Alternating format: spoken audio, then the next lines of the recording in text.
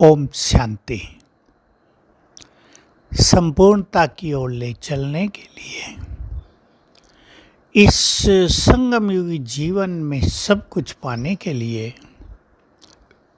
या बाबा का बहुत प्यार हमें सदा मिलता रहे, उसके लिए सबकी दुआओं की बहुत ज़रूरत पड़ती है।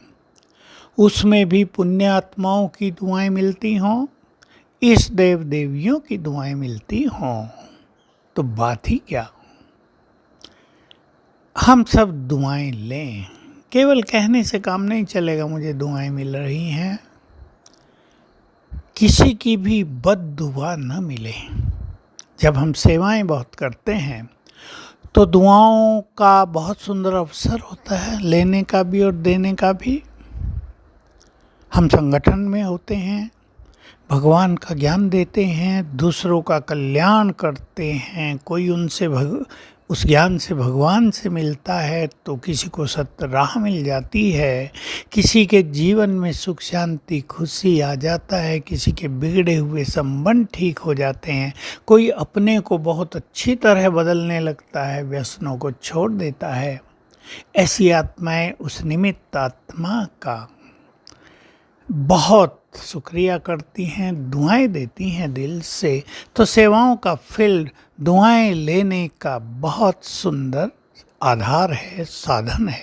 परंतु क्या होता है, सेवाएं संगठनों में होती हैं, संगठन में थोड़ा बहुत भी टकराव हो गया, किसी का मन मैला हो गया, कोई दूर चला गया, किसी को खुशी नहीं रही, उसमें हमारी दुआओं का जो इफ़ेक्ट है वो कम होने लगता है।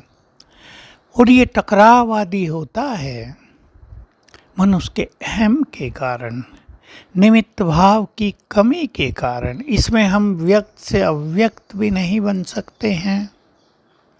तो हम ध्यान दें, क्या हम दूसरों को खुशी दे रहे हैं? दुआएं कैसे मिलेंगी? पहली शर्त, क्या हम दूसरों के दुख कम कर रहे हैं, उन्हें सुख दे रहे हैं? क्या हम दूसरों को आवश्यकता में बहुत मदद कर रहे हैं? देख लें, क्या हम दूसरों को योग्य बना रहे हैं? क्या हम दूसरों को मिलाकर चला रहे हैं? कमज़ोर आत्माओं से भी सेवाएं ले रहे हैं, किसी को आगे बढ़ा रहे हैं, किसी के दुख मिटा रहे हैं? ये सब चीज़ें हम सब समझ सकते हैं, हमें दुआओं का पात्र बना देती है। कोई एक ऐसी कमज़ोर आत्मा है जिसके संस्कार ऐसे वैसे हैं, जो किसी के साथ नहीं चल पा रही है, सब ने उसको रिजेक्ट कर दिया। रिजेक्ट करना तो बहुत आसान काम है, ये हमें पसंद नहीं, हमें नहीं चाहिए।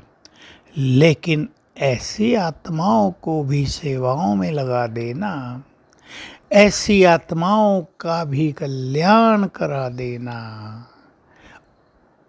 तब बहुत बड़ा पुण्य बनता है, दुआएं मिलती हैं। ये बहुत बड़ा पुण्य मान लें हम। जो लोग रिजेक्ट करते हैं, कोई किसी के पास 2, 4, 5, 7, 10 साल रहा, फिर कहते हैं नहीं चाहिए। कमजोरी अपनी भी होगी, लेकिन गलती दूसरे की निकालेंगे, कंप्लेनिंग नेचर रहेगी। इससे खेल बहुत बिगड़ता है, संगठन कमज़ोर होता है, हमें दुआएं भी नहीं मिलती, दूसरे की बद्दुआएं मिलती हैं। और ये भी याद रखना है, जैसे दुआएं बहुत अच्छा काम करती हैं, बद्दुआएं भी बहुत बुरा काम करती हैं। उससे बैड एनर्जी मिलती है, ईश्वरीय मदद नहीं होती है, हम खाली रह जाते हैं, पीछे हटने लगते हैं। जबकि पीछे हटना तो हमारा लक्ष्य ही नहीं है, हमें तो निरंतर आगे बढ़ना है।